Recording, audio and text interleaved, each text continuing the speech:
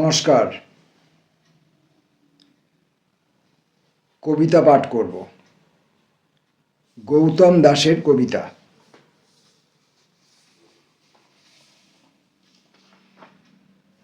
গৌতম দাসের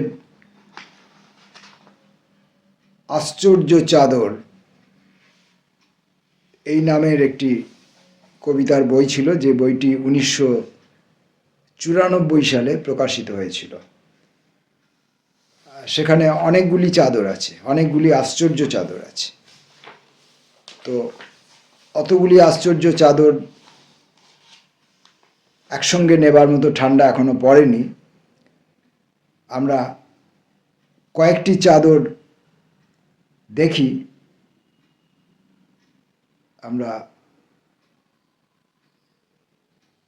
এর মধ্য থেকে যার যেটা খুশি আমরা বেছে নিতে পারবো, যার যেটা ভালো লাগবে।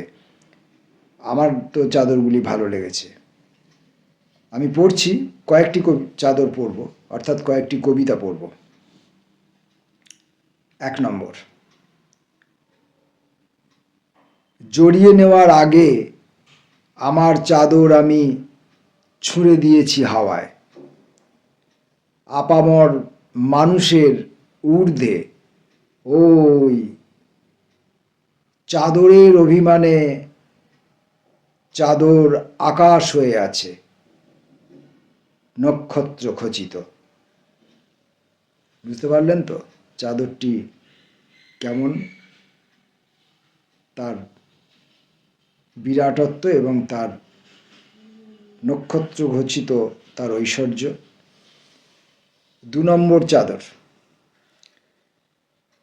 কালো বুড়ি বিড়ি বাঁধে সারাদিন আর সারা রাত বিড়বিড় বিড়বিড় করে। নিজের খুঁটিতে নিজেই হেলান দিয়ে আকাশের দিকে চেয়ে বিড়বিড় বিড়বিড় করে কি যেন খোঁজে।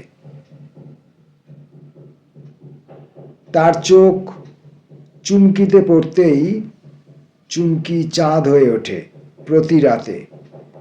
চাঁদে তার বিশ্ব দোলে হৃদয়ের পাড়া। অভিমানী উপকথা খুঁজে পেতে থাকে তার ভিত।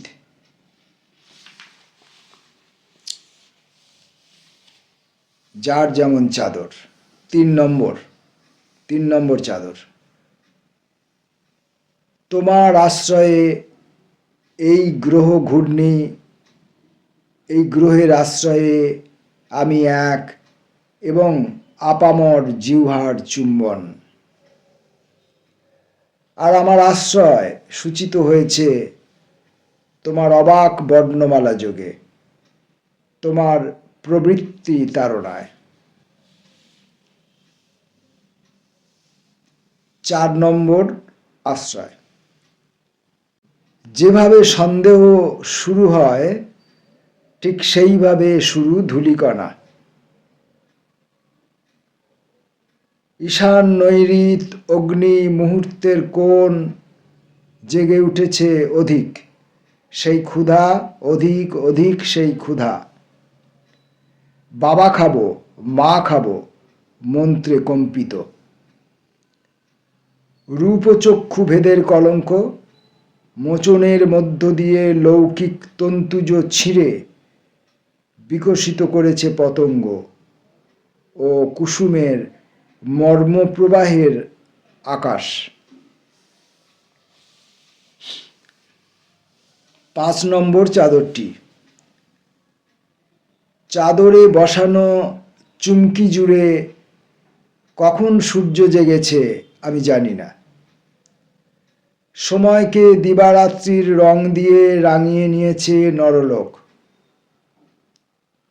দেখো চাদরের প্রতিটি সুতোয় আমার গায়ের চোরা টান, আমার গায়ে ঠিকরোচ্ছে কোন আলো।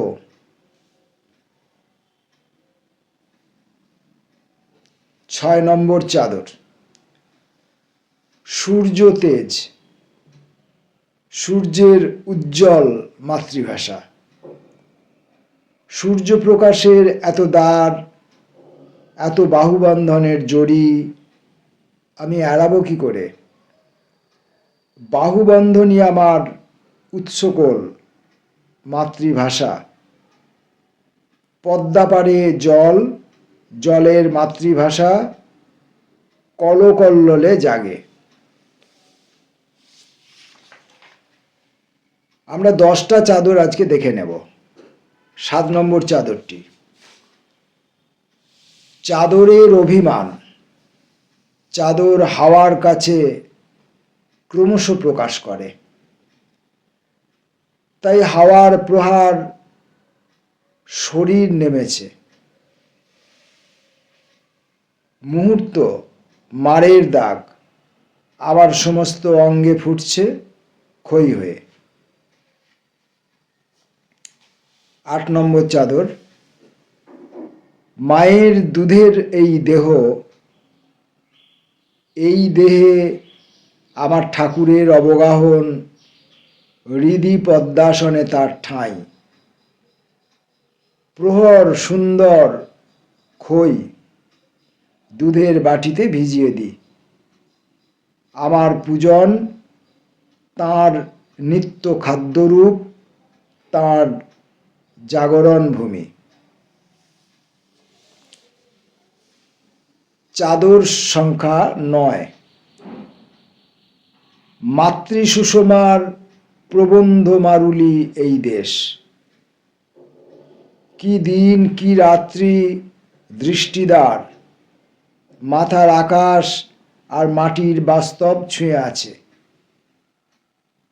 এক পায়ে জলের ডুরি, অন্য পায়ে আগুনের ক্রম নিয়ে, মাথা ও মাটির ছিদ্রে যে ফুৎকার জেগে থাকে, সেই আমি জাগরিত অগণন ফনা।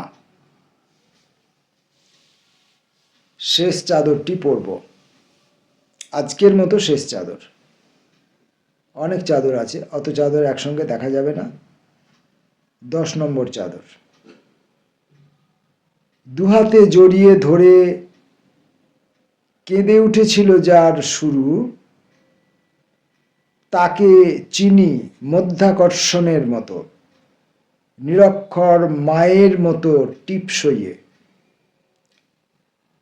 অবশেষ সীমা শূন্য, অজর ভ্রুকুটি শিলা ক্ষয়ে ক্ষয়ে, অক্ষিপুঞ্জে কলসি ভরা আগুন তুলেছি।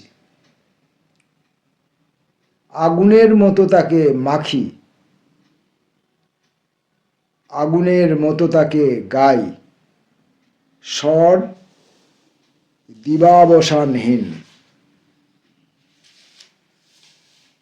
গৌতম দাসের আশ্চর্য চাদর থেকে 10টি আশ্চর্য চাদর আজকে পড়লাম। আমি পরবর্তী ভিডিওতে বাকি আরও কিছু চাদর আপনাদের দেখাবো, অর্থাৎ শোনাবো। গৌতম দাসের চাদরগুলি শুনুন, আপনাদের কেমন লাগছে মতামত দিন। এই প্রসঙ্গে 2-4টি কথা বলি। আমরা যারা নতুন নতুন কবিতা লিখতে আসি, কালে কালে যুগে যুগে, আজকের কথা বলছি না, কালে কালে যুগে যুগে আমরা যখন কবিতা লিখতে আসি, বিশেষত বলা হয় যে বাংলায় এমন কোনো যুবক নেই, এখন যুবক এবং যুবতী উভয়ই বলা যায়। আগে যুবতীরা মানে মেয়েরা, মহিলারা কবিতা লিখতে বিশেষত আসতেন না, ইতি উতি 2-1 জন। তো যাই হোক, বাংলায় যুবক যুবতীরা কবিতা লেখেননি এমন বোধহয় সংখ্যায় নেই। এখন লেখেন না এরকম সংখ্যা কিছু পাওয়া যেতে পারে, কিন্তু কখনোই লেখেননি এমন সংখ্যা বোধহয় নেই। সেটা স্কুল ম্যাগাজিনে হোক, নিজের খাতায় ঘরে বসে হোক। আগেকার দিনে মনে আছে কি আপনাদের, বিয়ে বাড়িতে একটা করে ছড়ার বই তৈরি হতো, তখন তো ছড়া কবিতা, তখন কেন এখনও অনেকে ছড়া কবিতা সব একাকার করে রাখেন। তো তখন ওখানেও কবিতা লেখার একটা চর্চা ছিল পারিবারিক জনেদের মধ্যে, এবং ইত্যাদি বহু রকমের ছড়া। সে আপনি লক্ষ্মীর পাঁচালী থেকে আরম্ভ করে বিবিধ রকমের বিষয়ের উপর। তো ফলে কবিতা লেখেননি এমন মানুষ কিন্তু খুব কম, বিশেষত বাঙালিদের মধ্যে। তো এই যে আমরা কবিতা লিখি, এই কবিতা লেখার মধ্যে আমরা কি লিখি? আমাদের জীবনের কিছু অভিজ্ঞতার কথা এবং কিছু আশু সম্ভাবনার কথা বা কিছু আশু প্রত্যাশার কথা, মানে আমরা যা চাই সেটার কথা, এই তো লিখি আমরা। এখন ভালো করে লক্ষ্য করে বা চিন্তা করে ভেবে দেখুন, যুগে যুগে প্রত্যেক মানুষের জীবনের অভিজ্ঞতা কিন্তু প্রায় এক। জন্ম, তারপর জন্মের পর বেড়ে ওঠার বিভিন্ন স্তর, তারপর সংসার জীবন, লৌকিক জীবন, দ্বন্দ্ব, সংঘাত, হিংসা, হৃদয়ংসা, ভালোবাসা, বিবিধ রকমের ভালোবাসা,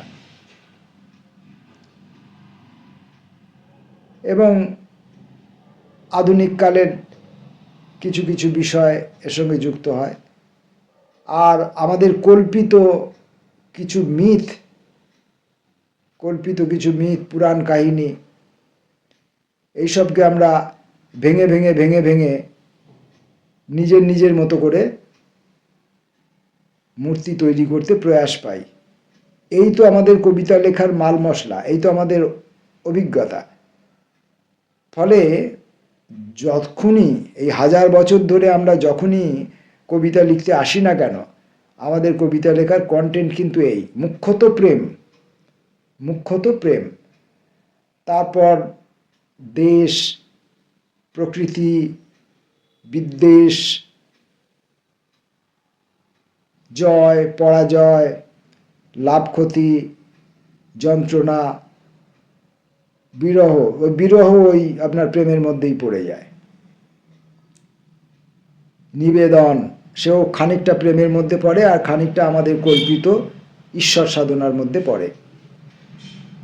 তো এই বিষয়গুলি আমাদের যুগের পর যুগ মানুষের জীবনের মধ্যে আবর্তিত হতে থাকে। তাই কবিতা লেখার কন্টেন্ট কিন্তু একই।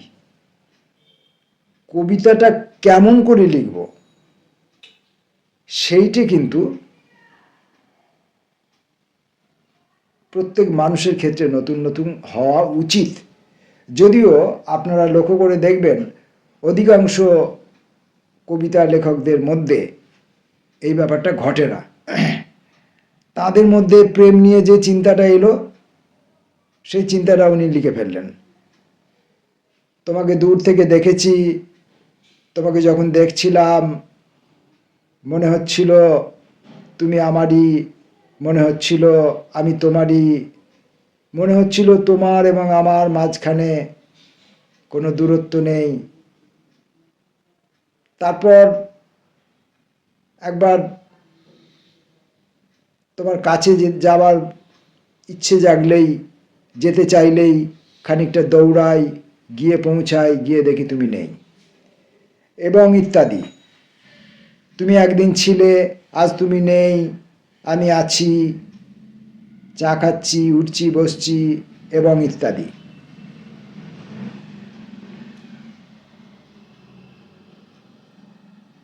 আমার চতুর্দিকে গাছপালা ঘন হয়ে দাঁড়িয়ে আছে, আমি তার মাঝখানে, গাছে গাছে পাখি, দু একটি প্রজাপতি উতি উতি উঠছে, তারা কি কিছু বলছে আমায়? হয়তো বলছে, এবং ইত্যাদি।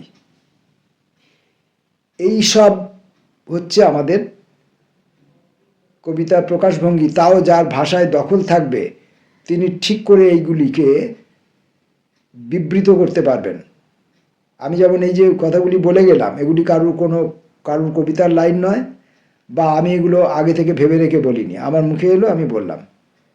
এখন যখন আপনি কবিতা লিখতে বসছেন, আপনার এই অভিজ্ঞতা, নতুন অভিজ্ঞতা, আপনার বয়ঃপ্রাপ্তির, বয়ঃসন্ধির অভিজ্ঞতা, আপনার জীবনের প্রথম প্রেমের অভিজ্ঞতা, আপনার জীবনের প্রথম প্রতারণার অভিজ্ঞতা, আপনার জীবনে প্রথম বিপর্যয়ের অভিজ্ঞতা এবং ইত্যাদি, এগুলো সব আপনি লিখতে বসলেন। কিন্তু লিখতে যে বসলেন, আপনি আপনার অভিজ্ঞতাটিকে যদি, এই কমন অভিজ্ঞতা যা এতকাল ধরে সব কবিরা লিখছেন, এগুলি যদি আপনি ঠিক ঠিক ঠিক ঠিক ঠিক ঠিক করে নিজের ভাষায় পরিষ্কারভাবে লিখতে না পারেন, তাহলে ব্যর্থ হবেন। আপনার কথা অন্যে বুঝতে পারবে না। দ্বিতীয় কথা, যদি আপনি আবার এগুলোকে অতিরিক্তভাবে পরিষ্কার করে ফেলেন, তাহলে কিন্তু এটা আর কবিতা থাকবে না, সেটা অন্য কিছু বিষয় হবে। যে জীবন সম্পর্কে তুমি যাহা জানো, জীবন সম্পর্কে আমি যাহা জানি, আমাদের বন্ধুবর দেবাশিস সরকারের এই ধরনের গল্পের লাইনগুলি, নামগুলি থাকে। কবিতা সম্পর্কে আমি যাহা জানি, প্রেম সম্পর্কে তুমি যাহা কিছু করিয়াছ, এবং ইত্যাদি আপনারা লিখতে পারেন, সেটা অন্য জিনিস। কিন্তু কবিতা এমন জিনিস, সেইটি প্রকাশ করার জন্যে আপনার ভাষার স্বচ্ছতা থাকতে হবে, কিন্তু সেইটি আপনি যা প্রকাশ করছেন সেটা ন্যারেটিভ হলে হবে না। সেখানে কিছু অবকাশ থাকতে হবে, কিছু ফাঁক ফোকর থাকতে হবে, কিছু না বোঝা কথা থাকতে হবে। কারণ আপনি প্রেমের কবিতা লিখছেন, প্রেম তো আপনার নিজস্ব সম্পত্তি নয়, আপনি যাকে উদ্দেশ্য করে লিখছেন, প্রেমে তো তারও অধিকার আছে, অতএব তিনিও ওইখানে কিছু কল্পনা করবেন। পাঠককুল তারা প্রত্যেকে ওই প্রেমের কবিতাটার মধ্য দিয়ে তাদের নিজেদের মধ্যে কল্পনা প্রক্ষিপ্ত করবেন, এই অবকাশ যেন থাকে। এবং এই গৌতম দাসের কবিতা বা এদের মতো আরও অনেকের কবিতা, এরা একদম সাম্প্রতিক কালের কবি তো, যদিও গৌতম দাস প্রয়াত হয়েছেন। গৌতম দাসের এখানে আমি যা দেখছি, তিনি আমার থেকে 2 বছরের বয়সে ছোট, 2022-এ তিনি প্রয়াত হয়েছেন।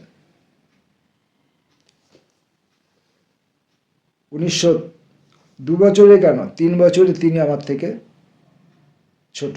1963 সালে তার জন্ম। অত অল্প বয়সেই তিনি প্রয়াত হয়েছেন, কিন্তু এই সময়কালের মধ্যে তিনি তার জীবনের দেখাকে নিজস্ব করে দেখতে চেয়েছেন বা পেরেছেন, আর সেই নিজস্ব করে দেখতে পারাকে নিজস্ব ভাষায় বিবৃত করতে পেরেছেন। সাফল্য অসাফল্য পরের কথা, কিন্তু অধিকাংশ ক্ষেত্রেই তিনি সেটা পেরেছেন এবং সফল হয়েছেন বলে ব্যক্তিগতভাবে আমার মনে হচ্ছে। এবং তিনি তার এই যে চিরাচরিতকালের যে অভিজ্ঞতাগুলি, যেগুলি তিনি তার জীবনেও পেয়েছেন আমাদের মতোই, সেই অভিজ্ঞতাগুলোকে বর্ণনা করতে গিয়ে তিনি খুঁটিনাটি ছোটোখাটো তুচ্ছ বিষয়কে গুরুত্ব দিয়েছেন এবং এক একটি তুচ্ছ বিষয়কে বিভিন্ন দৃষ্টিকোণ থেকে দেখতে শিখিয়েছেন এবং তার বিস্তার ঘটিয়েছেন। এই কয়েকটি কথা গৌতম দাসের কবিতা পড়ে আমার মনে হয়েছে। তাই আমার মনে হয় আমরাও যখন কবিতা লিখব, তখন আমাদের জীবনের অর্জিত অভিজ্ঞতাগুলি এবং আগামী দিনের সম্ভাব্য স্বপ্নগুলোকে একদম যেমনভাবে আমরা পাই বা যেমনভাবে আমরা কল্পনা করি, তেমনভাবেই যেন লিখে না ফেলি।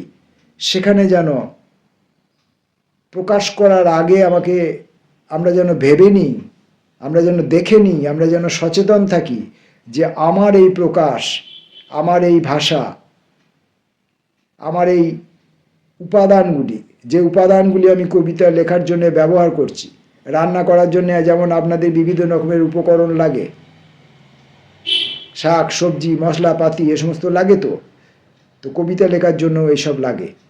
এই উপকরণগুলি বেছে নিতে হবে। যদিও উপকরণ সব কমন, তথাপি কোন উপকরণ আপনি আপনার কবিতার জন্য নেবেন এবং কোন উপকরণের কতটা করে পরিমাণ আপনি মেশাবেন, সেইটার উপরেই নির্ভর করে আপনার কবি হওয়ার দক্ষতা।